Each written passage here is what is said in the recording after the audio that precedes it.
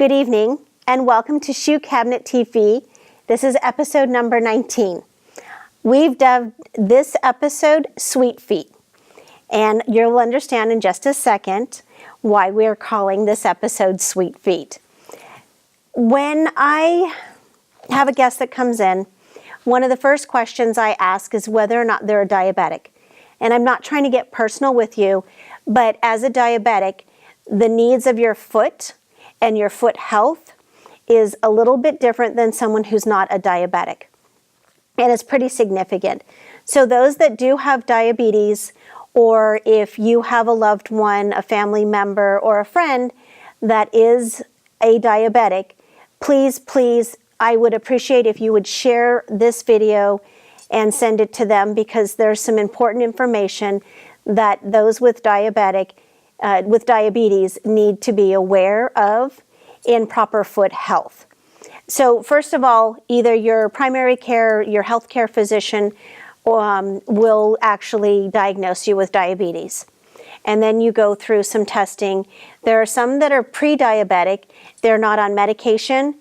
Even a pre-diabetic needs to be aware of some of these foot issues in order to be preventative. So once you have that diagnosis of whether pre-diabetes or a diabetic, usually a podiatrist or your endocrinologist or your primary care physician, if you're here in Southern California, and again, Elias Shoes, we're located in Marietta, California, they will then refer you over to someone like myself, where I will take some little time with you and kind of go through and properly fit you. And that's what I'm going to talk about tonight, is some things that with diabetes you need to be very aware of. First of all, as a diabetic, you need to look at your feet 1, 2, 3 times a day. And there are some reasons. Sometimes, not always, when someone is diagnosed with diabetes, they can have something called neuropathy, where they may not actually feel certain sections of their foot. That is why you need to do preventative and just look at your feet on a regular basis, because you may have stepped on something and not know that you physically stepped on it. So, which is going to lead us to our next. These are socks. This is actually a diabetic approved sock. A lot of people ask, well, why do I have to wear a lighter color if I'm a diabetic? It's really simple. If you are in a dark colored sock and you happen to have stepped on something, or you have an open wound, or you're clipped your toenail too low down to the quick, you might have some blood. And if you're in a darker sock, you may not be able to identify that you're actually bleeding. So that is one main reason that they want to have you, because if you have any blood from any type of an open wound or actually stepping on something, you'll be able to see it in a white sock. So those that are diabetic, please follow your doctor's recommendations. If they say you need to be in a white sock, here at Elias Shoes, I have a significant amount, whether you want the long ones. Some people need for circulation the longer ones that go to the knee. Some people prefer the little anklets, and those have a little extra cushion on the bottom. And then we have something called the crew, which is not quite an ankle, but not quite up to the knee. And again, these are all diabetic approved socks. So you need to be aware that it starts with your sock.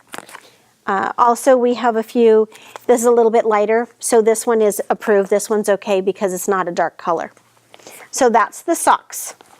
So now we're going to get into the actual shoe.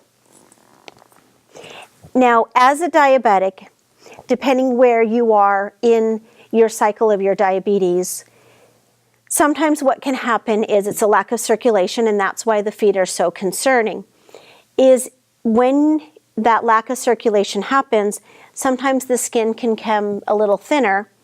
So physicians and endocrinologists and your primary care health professionals will also recommend that you do not have what's called a toe thong. That's this little separator between your toes. The reason being is because this can actually rub and it can cause a blister or an ulcer. And sometimes in certain people who are diabetic, they may not heal in a traditional 24, 48, 72 hour time frame. Something so simple as a little bit of rubbing on their skin, it can take them weeks and sometimes months for their body to actually heal that open wound. So the recommendation is, again, that you don't have a toe thong between your toes, because between the first and the second toe, that little webbing right there happens to be the thinnest. And when you're a diabetic, it's even more vital that you don't have that rubbing. So even though this is a great shoe, great product, but for a diabetic, it is not recommended. So that's another thing that when you come into the store and I just ask you a few questions, it's so that way I can better prepare your foot health so that you don't have any of those complications long term with your feet. Another thing, depending whether or not you have been given an insert, and that again depends with your insurance company and your healthcare professional, whether they feel it's necessary to have a orthotic made.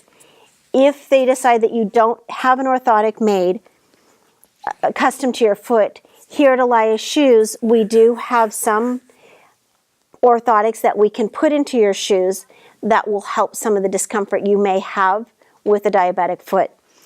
The top has to be what's called a plastizoid, this special material, because as a diabetic, any type of friction can also cause ulcerations or blisters or calluses, and that's something that you do not want, again, to happen because of the healing process. So we do have those products available here. The shoes that we have, so this is actually a diabetic approved shoe, and in that, the shoe there's some specific requirements, but it has a little bit of extra depth so that if the toes, because you want to make sure no part of the toe is rubbing anywhere on the shoe, because again, that friction can cause problems. So this product, this is made by OrthoFeet, great product, a lot of adjustability, so we can actually clamp it down back on the heel if you have a narrower heel, but lots of width in the front. This is a man's shoe, where we can open it up and then easily slip on and slip off. And again, if you don't have your own orthotic from your healthcare professional, a lot of our shoes do come with a diabetic approved insert into the product. So we actually here have a significant amount of shoes that are diabetic approved. This is one of them. New Balance, we have a tremendous selection of New Balance shoes that are also diabetic approved and that can accommodate for your orthotic, whether it's a custom orthotic or we have to fit you in the store for a over-the-counter orthotic. Again, removable footbed. This is a 928 by New Balance. It's actually designed with extra depth so that when you do put that insert in, it will put your heel at the proper position. So we have a nice little selection, not only for men, but I also have it for women. Again, a New Balance 928 accommodates for a women's. Then for those that want a little bit dressier, say, you don't want to just be in a tennis shoe all the time, I do have a nice selection of dressier men's shoes that this is a diabetic approved shoe. It does have the extra depth and it does come in the extra width, so that way if you're a little bit wider than a medium, I can accommodate you here in the store. And then we also have it in the women's shoe, and then again it has nice stretchy material so that way there's nothing rubbing on the top of your foot. So I know I was kind of joking in the beginning about calling it sweet feet, but we really need to take care of our feet. And as a diabetic, it's the one important that you need to do a daily check to make sure, because you only get a set of them, and we want to keep them as long as possible. So thank you for joining me here tonight with Shoe Cabinet TV, episode number 19. This is Elias Shoes. And if you have any questions or concerns, you're more than welcome to reach out and, send us an email or come down to the store.